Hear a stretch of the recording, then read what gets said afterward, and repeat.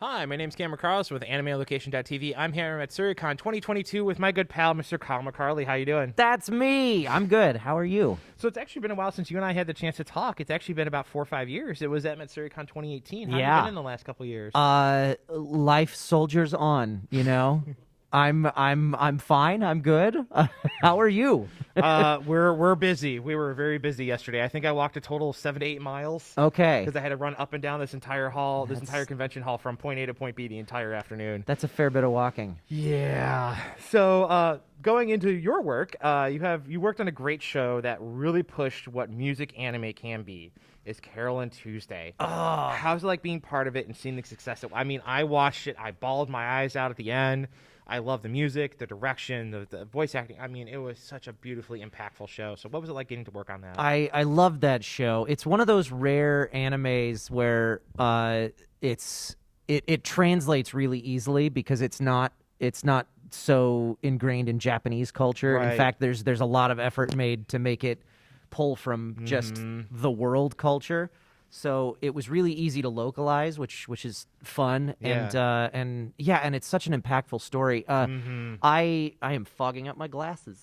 I had the privilege of I played the part of Tao in the show, but I also I took over as the ADR director for the last half of that season. Really? Well, because they split it that weird, like, part 1 and then part 2. Yeah. So you part, took over, like, part 2. two, Yeah. I directed and I wrote one.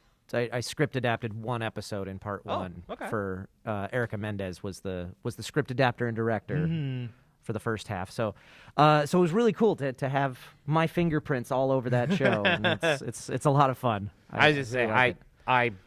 oh man, it's a tough roller coaster. Yeah, And it's a speaking powerful of one. Another tough roller coaster and another show we just didn't talk about last time was Violet Evergarden. It's Oh, mini yeah. movies.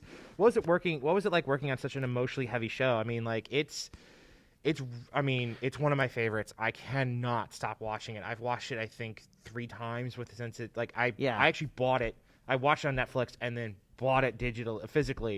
So I always have it to watch. I have Violet on my car twice. I have stickers of her on my car. So you're a big twice. fan. Yes. I saw somebody came through at the autograph table yesterday and had a box set DVD that I had not seen before, and it's gorgeous. I love that box.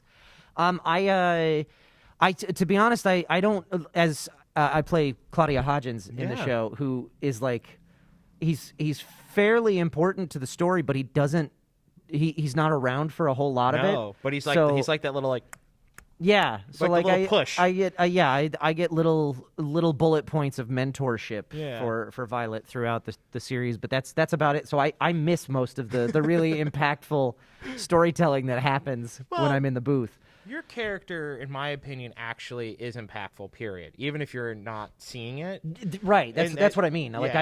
I miss most of the impact while I'm working on it. But that's the thing. Like when you deliver your lines as him, you can truly tell you're putting a lot of that importance into it. Well, I appreciate that. Well, and I mean, It's all a lie. It's no, I'm kidding. But I really appreciate your work on it, and it's one of those shows that, like, if I really just want to be emotional, I put it on and I watch it 100% through, and the journey of it, the whole emotional journey of Violet through being naive to coming to realization, and what the core message is what is love?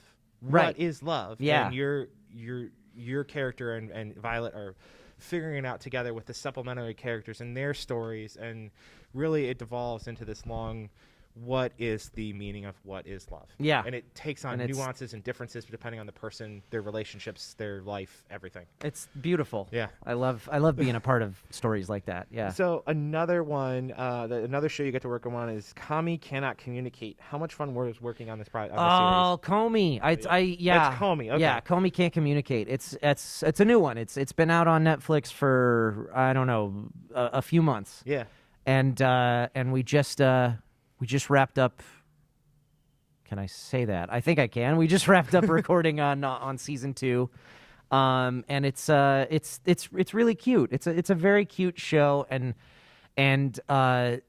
Comey is such a character that I think relates to, or you can relate to a character like Comey as especially for anime fans. Like it's so easy to slip that character on as a costume and just be like, her social anxiety is so like it's like hers is cranked to the max, but like all of us have a little bit of that in us, I think. And Tadano is like, God, I was that kid as as a middle schooler, so shy and nervous to talk to girls. And he just lucks out and becomes Komi's best friend right at the very beginning, and it's a roller coaster from there. But it's a really cute show. It's a lot of fun. Yeah, because your Gundam thing, your social awkwardness in your teens years. Oh yeah. So, as a big series of pop culture, you got to work on Star Wars Visions on the anime on Disney Plus. What was it like doing that? And how did you get the call to work with it with your did your agent call you, or was it a cold call from Disney? Like, how did that all come about? So it was a dream to be able to work on something Star Wars. Mm-hmm. I'm good friends with Stephanie Shea and Michael Sinter Nicholas, who run NYAV Post. Yes. They got the chance to work on the dub for Star Wars Visions, and they had to keep things. They had to keep it a very tight-knit circle because Lucasfilm is so militant about their non-disclosure agreements. So I got a phone call. In fact, actually, I think I got a text first from Stephanie that was like, hey, I have a project that we're going to need another script adapter for. I can't tell you what it is over text. Can I call you? So we had a phone call. She told me what it was, and as soon as the words Star Wars were out of her mouth, I was like, yes. I need to hear nothing else. I want to work on it. Yeah. So I got to do the script adaptation for 3 episodes. Really? Okay, cool. Yeah, I think the 3 of us split it roughly down the middle on the script adaptation, and then Michael did the direction for all of it. Yeah, I remember him tweeting about that when he was allowed to talk about it. Yeah. I remember him talking about it. And it's a mostly celebrity cast for everything, but they needed a couple people that they could trust to fill in some of the little bit parts, and since I had already worked on it in some capacity and I was available, they threw me a bone, and I got to be an Imperial officer and a couple other little bits in Star Wars, which is really cool. Yeah.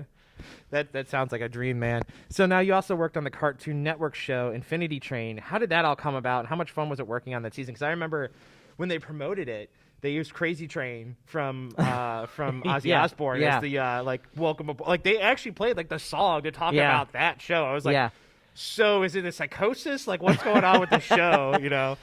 I love Infinity Train, and I highly recommend it for those of you who haven't seen it, because I know a lot of you watching have not seen it. No, neither have I. Yeah. See, there's a reason the show isn't on the air anymore, unfortunately. Sorry. It made it 4 seasons though, and it's really, really good. I got to work on. I mean, you'd have to ask how they'd settled on me in the casting process, but it was an audition much like any other, and it was for a character that I think they just called it a guest star originally when the audition came out, and then when I booked it, they said this could be a recurring role. Okay, could be being the operative word, because it was I played the character of Simon and he debuted in an episode towards the later half of season 2, and it was one episode and then like a little teaser at the beginning of the next episode. But they told me at the time, they were like, if the show goes for a 3rd season, he'll be a major character in the 3rd season, and so they did end up getting picked up for another season, and I got to come back for the whole 11 episodes of that, and it was a dream. It's a really cool character. It's a really cool arc, and the story of the universe that Owen created in Infinity Train is just fascinating, and it's a very adult or older audience than you would typically see for Western animation. Yeah, and I love that about that show. I think honestly, I think over time, the Western audience has been pushing what a cartoon is. Yeah. Because they're seeing the anime version where like anime is not 100% children related. Like people always associate Right. with that. Yeah. But like when you break down anime, it's not for children overall. It's Yeah. more late teen, early adult. Right. Whereas Western animation is seen as children. Western animation is either for kids or it's like super adult. or it's potty humor Right. stuff, and that's it. And we are starting to see Nuances with and things like complexities. Arcane Yeah. and Invincible. Right. And we're starting to get into some more like, hey, it can be for grown-ups without it just being, Yeah. fart jokes all the time. Correct. So speaking again of your personal stuff that you like to do is, again, you mentioned that you love to do your Twitch. How's that been going for you over the years, and how's it been able to connect with fans via signings over Streamalees? How's that been going for you over the last 2 years, thanks to having to work from home? Yeah, Twitch is great, and I definitely got heavily onto Twitch. Yeah. Throughout the pandemic, the lockdown portion of it.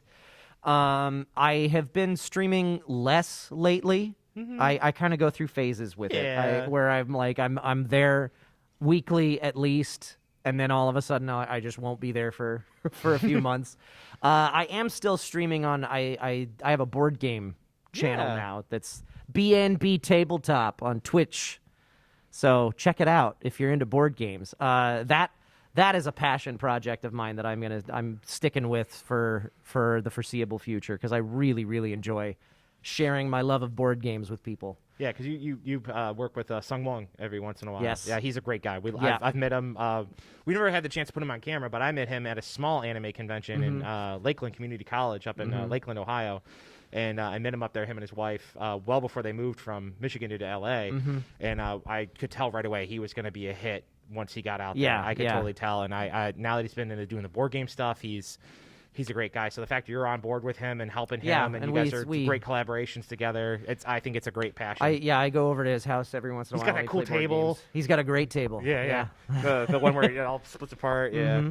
So now, wrapping things up, are there any upcoming projects you want fans to know about that you're allowed to talk about? That's the big caveat. There's plenty of stuff I would love to talk about that I can't. But I can tell you some stuff that recently came out. Comey Can't Communicate, we talked about a little bit ago. There's another one on Netflix called Spriggan, which was really cool. Check out The Board and Barrel, twitch.tv/BNB Tabletop. That's what you'll do if you really love me. Well, finishing that up, where can we follow you online past your Twitches? My handle is Kyle McCarley everywhere. Just all one word, KYLEMCCARLEY. Make sure it's a capital M, lowercase, then capital C. Yeah, that's important. I'm sure that that they won't redirect. No, that you'll be able to find me. So, also, what would you love to say to all the wonderful fans that have been keeping up with you over your career? Because I met you fairly young into your career, so it's been really nice to see you expand and do more. Yeah, you guys are great. I mean, it's wonderful being able to come to conventions like this and meet people and hear people tell me how much something that I, maybe it was some of the stuff. It's really impactful to me too. Some of it is stuff that I barely touched, and yet people come up and tell me how much it means to them, and that's a little bit surreal still, even years into this. So it's really cool. Yeah. Thank you guys. Well, Kyle, it's been great to talk to you again, my friend. I love hanging out with you. Thank you so much for coming back and hanging out with me. Thank you for having me. Yep.